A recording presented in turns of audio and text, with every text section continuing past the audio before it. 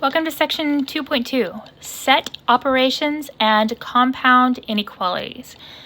Depending on when and where you went to school, this may be basic stuff. Sometimes some schools introduce some of these ideas in the elementary schools.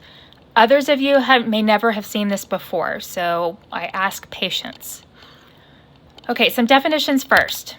I promise all of this will come together. We just have to get the right language before we can go on. A set is a collection of objects. Any collection of objects. Anything. Okay?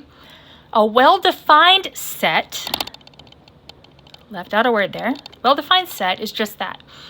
Given the requirements to belong to the set, any reasonable person would be able to determine what belongs and what doesn't. For example, the set of all whole numbers less than 10 is well defined. 9 belongs, 11 does not. Okay? The set of all fat chickens is not well defined. There are some chickens we'd look at and we'd agree that they're fat, and some chickens we'd agree are not fat. But without a definition of fat, we'd argue about the ones in the middle. Okay? So a well-defined set, just a regular person could figure out whether or not something belongs. We use capital letters for sets, and I have no idea why. Sets are always placed between braces. That's what these little squiggly brackets are called, with one important exception. The empty or null set, okay? Our book calls it the empty set. When I learned it as the null set, and sometimes I slip up, so I give you both names. The set, which is represented like this, is the set that contains nothing. It doesn't contain 0 because 0 is something. This set contains nothing. An example might be the set of all negative numbers larger than 10. It's well defined, but there aren't any negative numbers that are larger than 10. So it's well defined, but nothing belongs to it. Okay? We do not ever put the empty set inside braces because that's the set that contains the empty set. And that's a much higher level of mathematics and you don't want to worry about it. Okay? Now, these probably look familiar to you. These are Venn diagrams. You've seen them in all kinds of different uses. We're using them in pure mathematical sense. We're going to have one set we call A and one set we call B. Okay? We have two different operations we can do on sets. And a math operation is something like addition or subtraction or whatever. We can add numbers. When we're talking about sets, we have other things we can do with them. The intersection is A, that's this upside down U looking thing. A intersect B is how it's read. And this is what we call set builder notation, which may be totally new to you as well. This is the set of all x. That line is read such that x is inside A and x is inside B. The intersection is the overlap. This word and is critically important. So if we're talking about, if we have, I don't know, let's say A is every person under age 20 in the room, and B is everyone wearing denim, then everyone who is under 20 and is also wearing denim has to stand in this little part. Okay? So if we put these circles on the ground and we defined our sets like that, if you're under 20 but not wearing denim, you'd be over here. If you're over 20 and not wearing denim, you'd be over here. If you are under 20 and you are wearing denim, you're right here. Okay? And is and. Okay. Now union, we have to be a little bit more careful about. Okay? It looks like a U. A union B. I keep them straight because this looks like a U and U goes with union. Okay? This, if you look at them, they are virtually the same. This is a set of all x such that x belongs to A or x belongs to B. And this word right here is critical. Okay?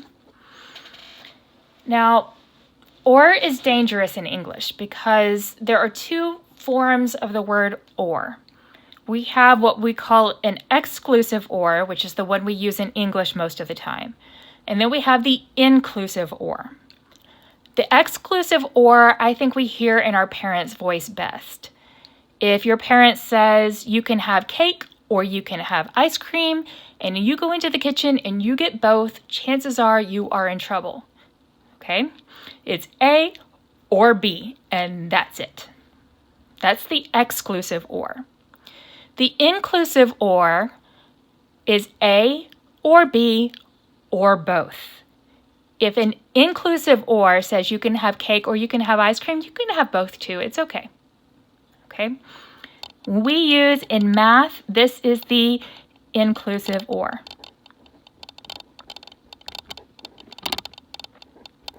So as English speakers, what we need to hear is A or B or both. Okay? So for union, we want A or B or both. So basically this picks up everything. Union picks up everything. Intersection is where they overlap. It's an and. Okay. So there's two things we have to keep together for each of these. This looks like a U. It's easy to remember that it's union. Okay. Intersection. Obviously, if this is union, this one must be the other one. So that's how I know this one must be intersection because that one's union. But how do you remember and or? For me, look at this symbol. And all you have to do is put a little line across it and you have an A for and. So this symbol says and to me. This symbol says union. So I can figure them out from there. Okay, let's look at an example problem.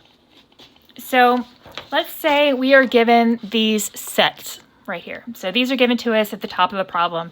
This is one of those where this is problem number 1, this is part A, B, C, D, and so on. So we're going to use these over and over again. But these are not forever definitions. You can go to another problem and they will be defined differently. So this is not something you memorize. It is not panicking at all. You just read this in the instructions and you use them. Okay. So what we want to do is we want to find each of the following. B intersected with C. That's intersection. Remember, intersect is and, because you can imagine putting a little line through it there. So I'm looking for the things that are in both B and also in C. So I look at B, I look at C. All they have in common is a 1, correct? So my answer is 1, but it needs to be in braces. Okay, because this is a set, and sets, as long as it's not the empty set, a set is in braces every time. Okay? B intersected with D. What do B and D have in common? Well, the only thing here is a 4, and this doesn't have a 4. So what is in their intersection? Nothing. And how do we write nothing? The empty set. This is the only one that does not go in braces. Okay. A intersected with the empty set. This is saying, what do A and the empty set have in common? Well, the empty set doesn't have anything to have in common with A. So what do they have in common? Nothing. This is still the empty set. Okay. C union B. C or B or both. We want to pick up the things that are either in C or in B. Now, if you look here, there's a 1 in both of them. We do not need to list that twice. I have a 1, I have a 3, a 5, and a 6. Now put those in braces, and you have the union. Technically, it is not wrong if you write 1 twice, but the computer will count it wrong, and it's completely unnecessary. So you really only need to write it once. Okay. B, union, the empty set. Up here, this was intersection. Here is union. This says I want the stuff that's in B or in the empty set or in both. So I want the stuff in B, which is 1, 3, 5. 1, 3, 5. plus the stuff in the empty set, and there's nothing there. And then also the stuff that's in both, which is nothing. So this is 1, 3, 5, which happens to be exactly the same thing as B. Okay, now in the next part, we're going to start using these with inequalities.